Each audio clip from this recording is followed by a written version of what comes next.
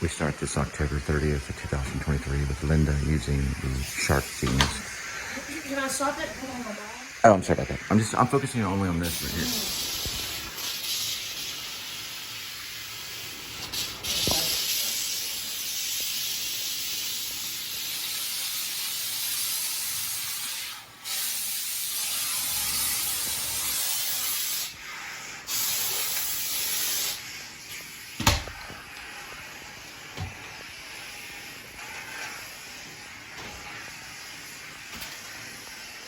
I feel like moving everything.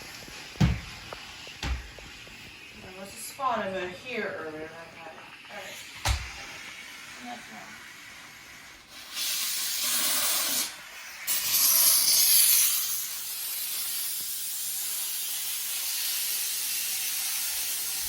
wrong. No, you don't want to leave it on steam like that. You hit it like that, it blinks, and then, you know, you gotta help the actors. So then it goes on standby right here, and you also want to kind of lift it up a little bit.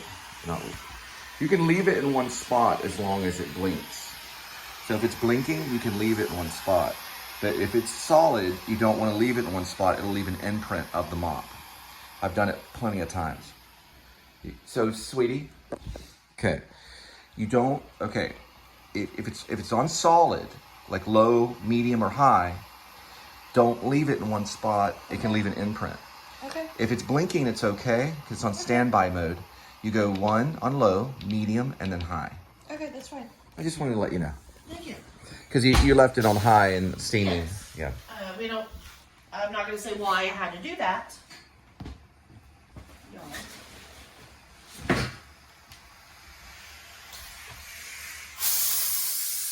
Was it because of Kitty? Oh yeah, it was more about the headlights. Oh, I see what you're saying. The brawl. Okay. It's a low light right here. Not exactly candlelight. Oh, there goes Kitty. This device is loosely based on, I would assume, old There we sherry, go backwards. which is the silver canister that shoots out silver nitrate, only it's more compact and you can carry it by the waist. But some of the actual, the way it sprays out and the sound.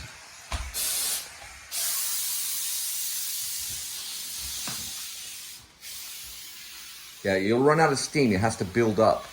It's a building process. There we go. Yep, that's in the cord too. Mm-hmm. It takes time before the steam gets back. Just like life.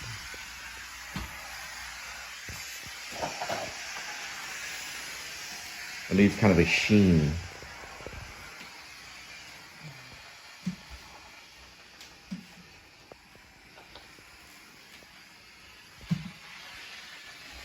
Shouldn't you do this? You should be wearing like clean flip-flops. Socks are dirty and Actually, socks are better. Because the flip-flops have been on other dusty areas. no, like flip-flops only. Brand new flip-flops. Yeah, that's what I'm gonna do for us today. And we got a new package of socks, y'all. Linda has done a great job steaming the floor. Now for the turning off of the Shark Genius. It's on standby, so you would press it once to be on standby as it's blinking, and then you just pull it out right there. That's the best way. And now it's turned off safely. There's no off switch. You just pull out off the. You just unplug it. You can do it either way, so it still can be on. Bless you, great sneeze. Now was that real? No. Now see, if that was a fake sneeze, that would have been Oscar award winning, in my opinion. Sneezes are very hard to fake. All right, back to Barry Lyndon, which I'm done vlogging it. I'm just showing this part. I still have more to watch. All right, out of all the films I've vlogged off the television screen, well, this is a flat screen. This is by far the most vloggable that I've come across. It's very hard not. It's like being in a museum. It's Barry Lyndon, 1975. I'm uploading a part 1, part 2, part 3, and this would be a part 4. It's addictive. It is an addictive movie. And it'll stand the test of time, just like Citizen Kane. It's amazing. Look how much that looks like a painting. And look at the kid waving. How did they train him to be that right on cue? Look how lovely they all look. And they're in this little boat. Just, who knows, he probably shot it in the UK. But just, I mean, everybody, just like a painting. Wonderful. What's going on with Kitty? All right. That is just amazing. All right, guys, that's Mary Keane. She's an Irish actress. She died in 1993. She was born in Rush, Ireland in 1918. And Ireland actually appointed her as one of their most important actresses at the time. She is playing Barry Lyndon at this point. He's already married Lady Lyndon, and they're in the garden. She is giving him advice on becoming a lord. In the next scene, you'll see him gambling with a very powerful person from the court of where he's at. And this is a beautiful scene with a garden and an umbrella. And it's amazing. And that's the mother of Barry, also known as Barry Lyndon, who's played by Ryan O'Neal. This is a great scene. There's some close-ups. He does a lot of zooms throughout the entire movie. The scene I showed before where they're paddling in the boat, that pulls out at a very, very long, like, reverse zoom that goes and reveals the entire river. He does this throughout the movie, very much so, but you don't notice it. Not a lot of crash zooms like he does in The Shining, but he does take advantage of slow zooms. And this, I think it cuts to a close-up of Mary Keane. This is a great little scene in Barry Lyndon. 1975. This is probably the year, he's assuming the year is probably 1775, maybe 1780 or so. It goes it spans back to like 1750s. So we get into like 1773, you know, which was almost exactly 200 years before I was born. But regardless, this movie, you got to watch it. It's hypnotic. It's amazing. One more thing about Mary Keane. She was part of the Abbey Theatre Company in 1961, coming right out of Ireland. And then she eventually died in Dublin. Remember, born in Rush, Ireland in 1980. I'm sorry, 1918. Sorry about that. She wishes she was born in 1980. 1918 is the year of her birth. She died in 1993. To be exact about Mary Keane, she was born in June 27th, 1918. And then she did die in 1993 when I was graduating high school in Dublin, Ireland. Beautiful actress, beautiful scene. And it's done very carefully and gently by the master Stanley Kubrick, our finest filmmaker. All right, that's Mary Keane, and she died 1993. She's a wonderful actress, great scene. If you're an actress, watch this scene. It's between Barry Lyndon, he's Barry Lyndon at this point, and Lady Lyndon, which is his mother. And he's playing his mother. This is a great little scene. It just cuts to a close-up. It's done with much style. It's very believable. And her Irish accent is in there as well. And it's real because she's from Rush, Ireland. Wonderful scene. I only have so much time to vlog Barry Lyndon, but note, this is a great little cowboy shot of, or what you call a medium shot of Ryan O'Neal. He's very still in this too. Very, very good performance. He was up, he might have been up for Best Actor for this. I'll have to check. But that year, Jack Nicholson won, of course, and deserved it with playing Randall Patrick McMurphy in One Flew Over the Cuckoo's Nest. Was Michael Douglas was behind producing. But regardless, this is an amazing little moment in Barry Lyndon where he's listening to his mother.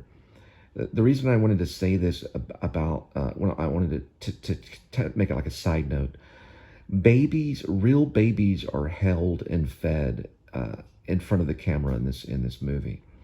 Babies are held a couple of times. But Ryan O'Neal played this with just a baby innocence. It was very innocent. The way he was in it. It wasn't completely childlike, not dumb, but he wasn't a mean person. He was an innocent person. And I think maybe Kubrick was saying something with having these babies being held by him. And he's also listening to his mother here. This is a very good film. It could have beat One Flew Over the Cuckoo's Nest. It was very close.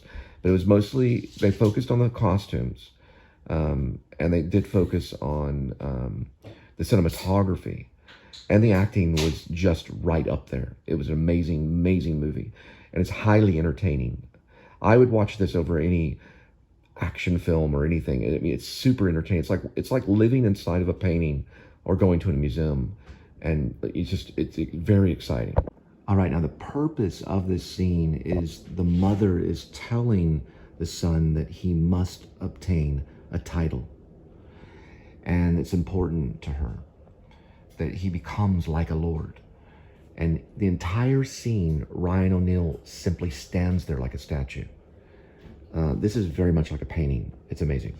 So Mary King says, you know, the word Lord Lyndon. She demands it, you know. And the Irish accent is very important because he's from Ireland. And he's among the English Empire. It's amazing, amazing, amazing. And then she finally sums up the speech with, she says, enough money, properly applied, can accomplish anything. And so she's telling him, go out there, do what needs to be done, and be powerful. Now, this can almost be comical because it's so epic.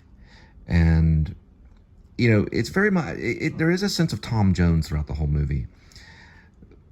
I think a lot of the movie is comical, to be honest. And not like laughing like Mel Brooks comedy, but it's comedy in a mysterious way, because Kubrick approached comedy in this very secretive, subtextual, mysterious way, where it's like, why am I laughing at this? But it is very funny. Look at this ponytail too, right here. It's very great. It's completely like a painting. It's like a painting that would come alive and then start to talk, and start to, live in front of you. Hey, sweetie, did you get the pizza?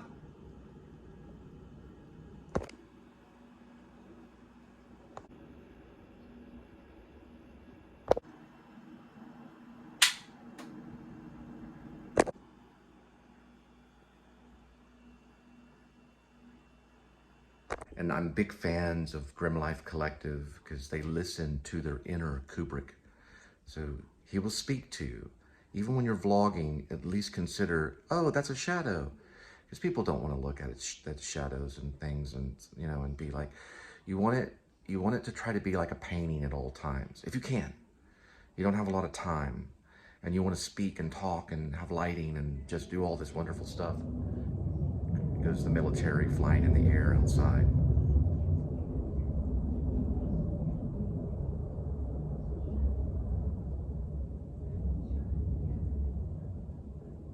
Okay, then we're good. But you only have so much time to tell your story, so sometimes a shadow may get in there, or a boom mic, a little boom mic. Okay, more Barry Lyndon, and then I've got to go there. He would not have liked that pan right there, but I did it anyway. So we're gonna head out here pretty soon and do some roadie. I'm finishing up studying Barry Lyndon for the next 30 minutes. I've been doing it throughout the night, off and on. How does this pizza, spinach and mushroom pizza, rising crust, is 6 servings? Yesterday we had pepperoni. How does this have more fat? I mean, this has less fat. Has more servings, less fat, sodium's the same. And this is a white sauce. It has mushrooms and spinach. Pepperoni doesn't have that much fat. By the way, on the Tom Thumb app, they have free salami. If you download the app, and it's 9 ounces of salami. Oh, I gotta get that off the app. Well, it is signature select. Correct. Which means it comes from Sam's. Even the rich buy that. Well, no, they have that too at Tom Thumb. I bought this at Tom Thumb / Albertsons. And the rich people shop at Tom Thumb as well. But I think they started bringing in Signature Select to Walmart too. But It does say like quality guarantee. But you always want to look at the expiration date because sometimes they don't rotate it. First in, first out. January 29, 2024. Da. Right, and this is what you're talking about, a spinach mushroom pizza? Yes. Okay. And it has mozzarella cheese and fatina. Fatina cheese. What is it? What kind of cheese? Fontina. Fatina. Creamy rich Alfredo sauce. I've never seen that before. Fontina? Fontina.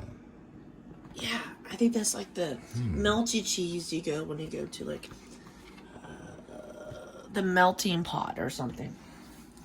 Oh, okay, yeah. What is that called anyway? It's definitely not blue cheese. It's not strong. It's like melted cheese. Fontina? So. I think so. That's probably an advertisement thing. I've never seen it before. All right, cool. Awesome. And it has spinach, though. All right, so Fontina is from Italy. It's Italian cheese. Makes sense. Yeah, it's an Italian cheese. What is crimini mushrooms? Well, we'll have to look that up, too. It's white and criminy mushrooms. Itty bitty mushrooms? We know Bella mushrooms. That's one of them right there. What's it called again? Criminy mushrooms. All right. Criminy mushrooms. Crimini. Crimini. Crimini mushrooms. Portobello, I'm familiar with. Right. I'm Bella. Interesting. First of all, it's misspelled. It's spelled Cremini. They do that in business. Crimini mushrooms they're a form of portobello mushrooms. They're less mature, and they're like a button mushroom. See how small they are? So they're not exactly a mature mushroom. And it's spelled Cremini. Note to Signature Select. So eventually he lands upon a loan and buys all this expensive land. And here he is, Barry Lyndon, looking at artwork. And he entertains his friends, and he becomes like this, almost like this philanthropist with all this money. Filthy rich. And that's exactly kind of the comedy. It's far too good to be true kind of thing. All right, so this is the English Empire, and you know, they're doing almost like an inspection, but these are all like lords and you know, that work within the household of this lord here. And I believe that's Barry Lyndon there standing. So he'll address someone and ask them how they're doing. And this would be like what people do probably on Facebook, you know, nowadays. But back then they didn't have social media technology where they could just check in. So everyone would probably like stand along this hall, and when this one lord would go by and ask them, well, how are things going?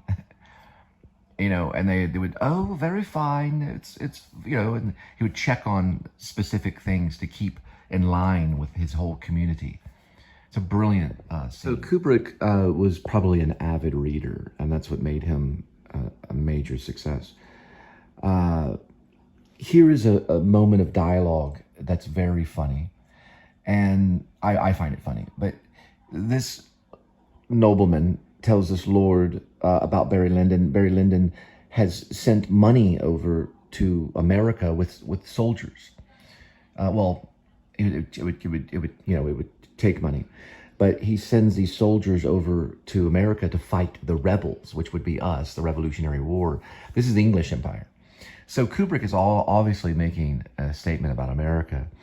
You got to realize Kubrick is from the Bronx, and he started with Paths of Glory with Kirk Douglas, who was a man that came from rags to riches. Kirk Douglas did in Paths of Glory. He was very poor, and then he became a superstar. Now, with Kubrick, he did not get what he wanted out of Hollywood. He wanted to make movies like this, okay? I don't know exactly what Hollywood would have allowed him to do. So he just left. He left America altogether and went to, I believe, England. I may want to say Wiltshire. I have to look up exactly where he went. I could be wrong about that. He went somewhere in England to almost like hide from Hollywood. And they gave him all the means to do these wonderful films that were far better than what any Hollywood director at the time could even touch, to a certain extent. Okay.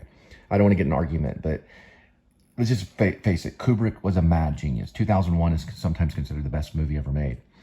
But regardless, he did all these things. And this is a scene mimicking, this is a very auteur piece maybe for Kubrick, because he's telling him, well, he sent over soldiers to fight the rebels in the Revolutionary War. That basically is what he's saying. And he's making a comment here, I think, about his escape from America, from Hollywood. And Barry Lyndon is just, fighting them, This is very auteur, kind of a personal piece. I was thinking Lolita is also a personal piece too. But I finally come to believe that Barry Lyndon is very personal to Kubrick. Most all the stuff he does is. But definitely this is making a comment about his escape to the UK so that he could be the finest filmmaker, possibly of all time, which is probably maybe what he was trying to do. Especially with the camera, the zooms, the carefully placement of the cinematography and the costumes. He was definitely wanting to be the best.